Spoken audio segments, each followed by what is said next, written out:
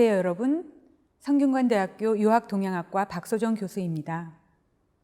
오늘은 노자 언어의 길을 내다 제1강을 시작합니다. 제1강의 주제는 노자 철학의 키워드를 푼다입니다.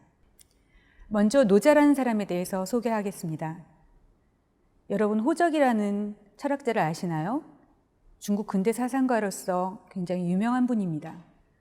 호적은 노자에 대해서 중국 철학의 시조이며 중국 철학에서 최초의 진정한 철학자이다 라고 말했습니다. 또 노신이라는 유명한 소설가를 아시죠? 노신은 노자라는 책을 읽지 않고는 중국 문화를 알 수 없으며 인생의 진리를 알 수 없다라고 말했습니다.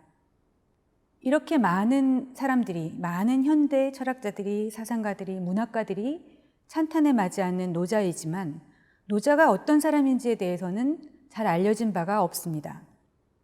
노자라는 사람에 대해서 가장 믿을 만한 기록은 사기라고 하는 책에 있는 열전입니다. 사기 노장 열전에는 노자에 대해서 소개하고 있는데 노자를 여러 명 소개하고 있습니다. 첫 번째로는 춘추시대 주나라의 왕실 도서관장이었다라고 할 수 있는 노담이라는 사람이고, 두 번째로는 춘추시대의 초나라 사람인 노래자라는 사람이고, 마지막으로 세 번째로 공자 사후에 129년 정도 후에 활동했던 주나라의 태사인 태사담 3명을 소개하고 있습니다. 이렇게 여러 명의 노자를 소개하고 나서 사마천은 노자는 은군자다라고 끝을 맺고 있습니다.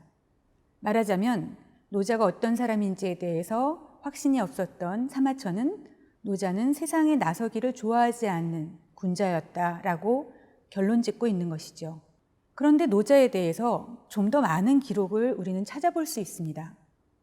예를 들면 예기 증자문, 그리고 장자의 내외 자편, 그리고 사기 공자세가 등에 의하면 또 다른 노자에 대한 기록을 찾아볼 수 있습니다.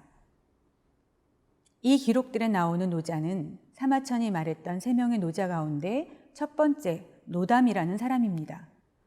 그런데 이 노담에 대한 기록은 매우 광범위하게 남아 있습니다.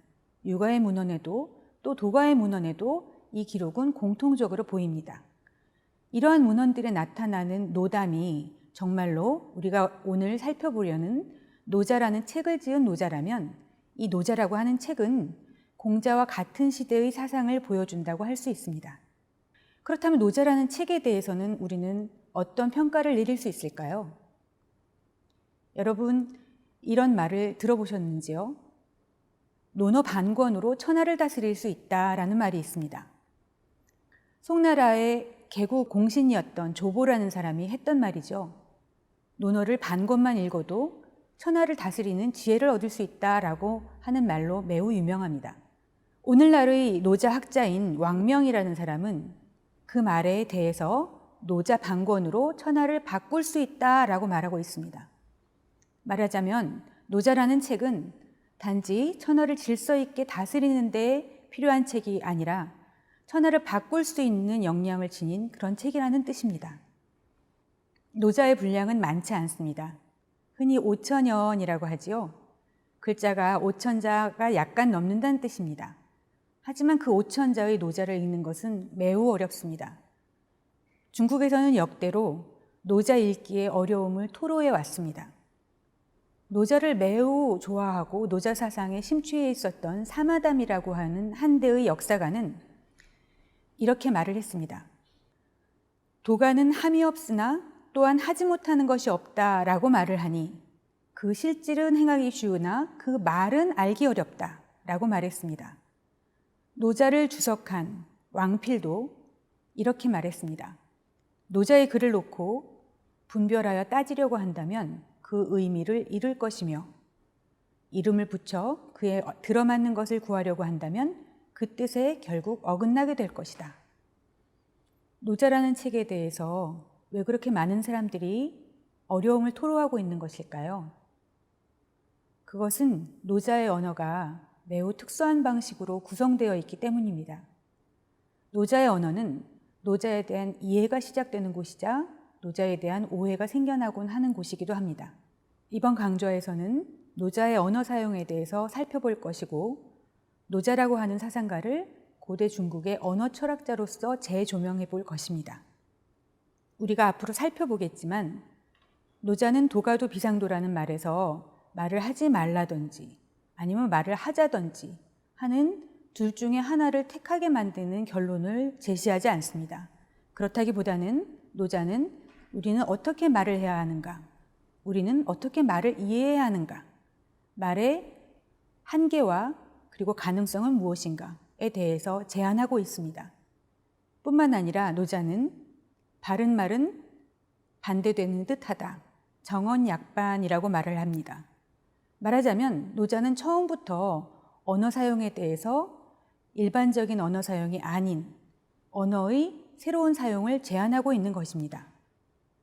노자라는 책을 읽을 때 우리가 느끼는 어려움은 그가 빚어낸 언어들이 은유적이고 함축적이고 일반적인 용리를 따르지 않는다는 점에서 오는 것이기도 하지만, 이름이라고 하는 것, 그리고 그에 대응하는 실질이라는 것, 혹은 언어와 우리가 언어로 전달하려는 의미의 관계가 우리가 일반적으로 생각하는 것과는 달리 정확히 일치하지 않는다는 데에서 오는 것입니다.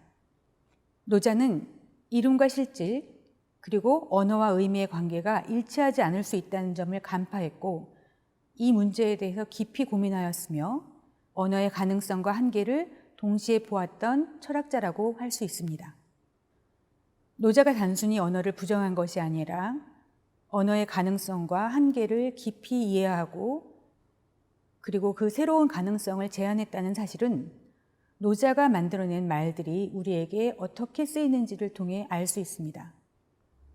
이를테면 도, 덕, 무의, 자연 등 동아시아 사회에서 오늘날 우리가 없어서는 안 될 중요한 철학적인 개념들은 노자가 처음 사용하기 전에는 이런 의미로 사용되지 않았던 단어들입니다. 노자는 어떤 경우에는 당시 사람들이 흔히 쓰던 용어를 사용해서 새로운 의미를 불어넣음으로써 철학적인 개념으로 다시 빚어내기도 하고, 이전에는 쓰이지 않던 말을 새로이 조합해서 새로운 의미를 불어넣기도 하고, 언어를 새로이 만들고 새로운 의미로 사용하였습니다.